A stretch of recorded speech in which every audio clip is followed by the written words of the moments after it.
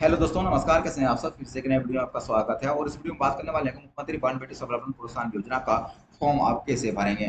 तो इसका फॉर्म आ चुका है, मुख्यमंत्री बहन बेटी स्वावलंबन प्रोत्साहन योजना का। तो इसका फॉर्म आप किस प्रकार से भरेंगे? उम्र की बात करें तो जिसका उम्र 21 साल से लेकर 49 साल है, वो लोग जो है इसमें आवेदन कर सकते हैं। और इसका फॉर्म आ गया है, ये कैंप के माध्यम से जो है ये फॉर्म भरा जाएगा। तो आपको फॉर्म में कौन कौन सा डॉक्यूमेंट लगेगा, इस वीडियो हम कंप्लीट आपको जानकारी देने वाले हैं। अगर आप चैनल में नए हैं तो चैनल को सब्सक्राइब करें, लाइक करें, कमेंट करें, अपने दोस्तों के साथ शेयर जरूर करें। चलिए हम वीडियो को स्टार्ट करते हैं।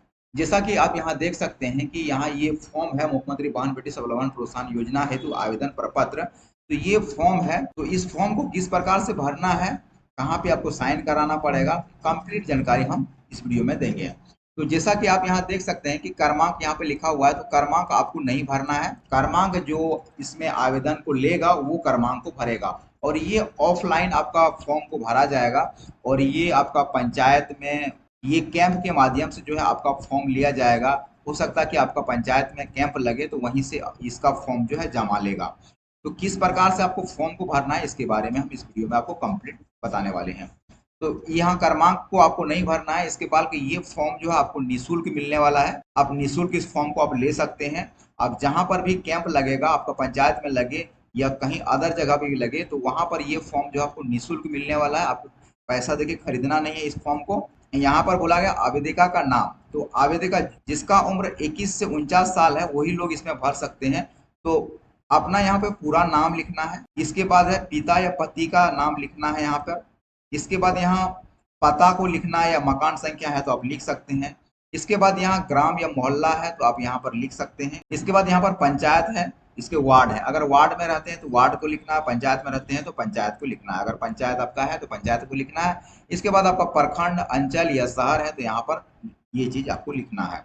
इसके बाद अपना जिला को लिखना है, कौन सा जिला से हैं। जैसे आप अगर दुमका जिला से हैं तो यहाँ दुमका लिख सकते हैं। अगर देवघर से हैं तो कोई देवघर लिख सकते हैं। तो जिस जिला से हैं आप जिला यहाँ पे लिख सकते हैं। इसके बाद जो यहाँ पर मतदाता पहचान पत्र संख्या लिखना है। आपका वोटर कार्ड का जो आपका नंबर है, आपको वोटर कार्ड का नंबर यहाँ पे लिखना है। तो वोटर कार्ड का जो भी नंबर है आप यहाँ पे लिख देंगे। इसके बाद जो है यहाँ पर आधार कार्ड नंबर यहाँ पर आपको लिख देना है। जो भी आपका आधार कार्ड नंबर है यहाँ पे उसको लिख देना है।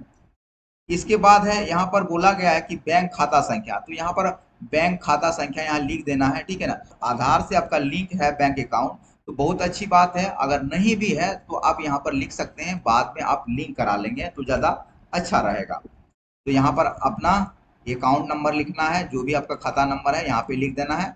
इसके बाद यहाँ पर बैंक का नाम लिखना है। कोई सा भी बैंक हो, जैसे एसबीआई है, ग्रामीण है, या जिस भी बैंक से हैं आप यहाँ पर बैंक का नाम लिख देना है। इसके बाद जो है यहाँ पर उसका आईएफएससी कोड लिख देना है। जैसे मान लीजिए कि आपका स्टेट बैंक का है तो यहाँ आप स्टेट बैंक लिखेंगे। इसके बाद यहाँ पर आपको आईएफएससी कोड लिख देना है, जैसे SBIN करके रहता है, यहाँ पर ये लिख देना है, ठीक है।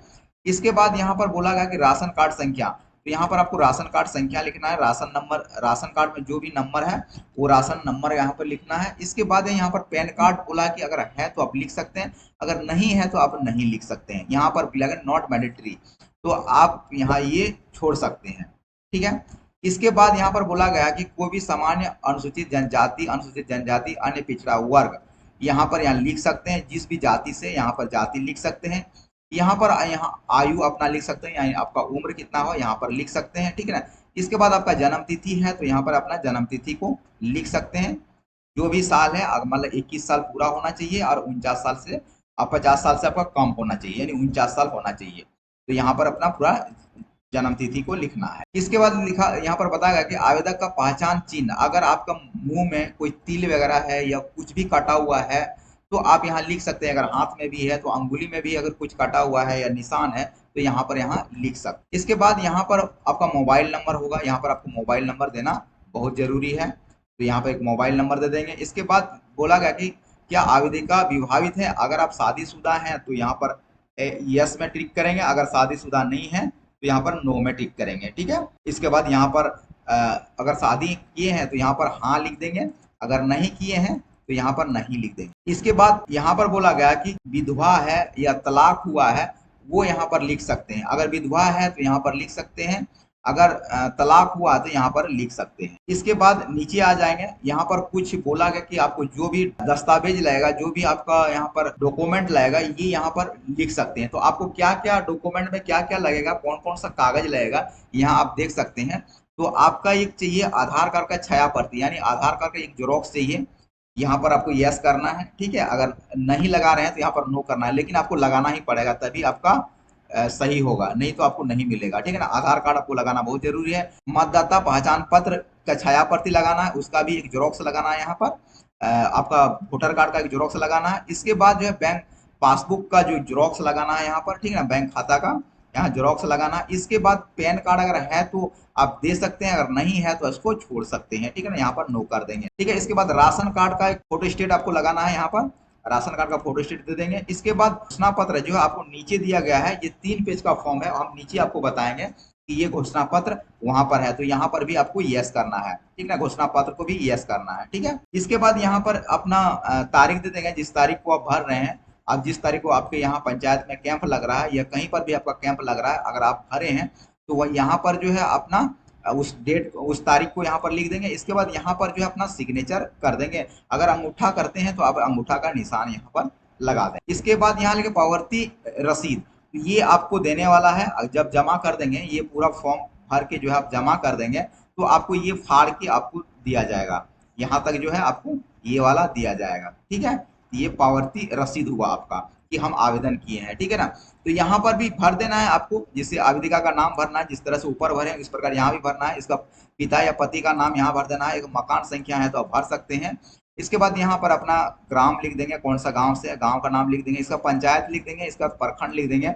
इसके बाद अपना जिला का नाम लिखना है। इसके बाद मोबाइल नंबर लिखना है। पंजी का नाम, तो पंजी का नाम आपको ये सब छोड़ देना है, ठीक है ना। ये आपको जो है, जो ये इसको फाड़ के देगा वही जो है आपको ये यहाँ पर भरेंगे, ठीक है ना। इसके बाद वो अधिकारी, जो भी अधिकारी यहाँ पर चेक करेंगे, वो जो है यहाँ पर सिग्नेचर करके जो है अपना फाड़ के ये वाला चीज आपको दे देगा। इसके बाद अगर जब भी ये ऑनलाइन करेगा तो आपको कॉल या एसएमएस के माध्यम से जो है सूचना हो जाएगा, ठीक है ना, यहाँ पर दिया गया है। इसके बाद यहाँ पर सत्यापन प्रतिवेदन यहाँ दिया गया है, ठीक है ना। सत्यापन के लिए जो है ये यहाँ सब सारा चीज भरना पड़ेगा। इसका उम्र क्या है, तो यहाँ आवेदका मुख्यमंत्री बहन बेटी स्वावलंबन प्रोत्साहन योजना के योग्य हैं, इसकी उम्र क्या है। अगर आप भर रहे हैं तो आपका उम्र क्या है, जैसे मान लीजिए 21 साल हो सकता है, 25 साल हो सकता है, 30 साल हो सकता है, यहाँ पर भर देंगे। इसके बाद ये सत्यापन हो जाएगा। इसके बाद यहाँ पर बोला गया है कि आवेदका द्वारा दिए गए दस्तावेज की जांच की गई और जांच में इसका दस्तावेज सही पाया गया।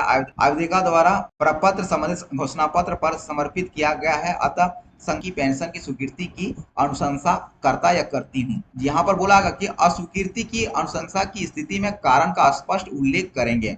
अगर मान लिया आपका किसी भी तरीका से, अगर किसी भी तरह से जो है आपका अगर स्वीकृति नहीं किया जाता है, अगर आप फॉर्म भर रहे हैं और आपको अगर नहीं मिल रहा है, तो यहाँ पर वो कारण लिखेगा, ठीक है ना, किस कारण से आपका ये जो 1000 रुपया जो मुख्यमंत्री बहन बेटी स्वावलंबन प्रोत्साहन योजना का जो 1000 रुपया आपको मिलने वाला है, यहाँ पर वो अधिकारी जो यहाँ पर लिखेंगे कि इस कारण से आपका नहीं मिला है, यहाँ पर वो स्पष्ट लिखेंगे। इसके बाद जो है जो जांच करने वाला रहेगा वो यहाँ पर सिग्नेचर करेगा, ठीक, और यहाँ पर उसका रीजन भी पूरा लिखेगा किस कारण से नहीं हुआ। तो यहाँ पर बताया गया था आवेदिका द्वारा दी गई उपयुक्त विवरण की जांच प्रोक्त उन्हें मुख्यमंत्री बहन बेटी स्वावलंबन प्रोत्साहन योजना के अंतर्गत जो है टीएसपी, ओएसपी या एससीएसपी में आवेदन की स्वीकृति दी जाती है।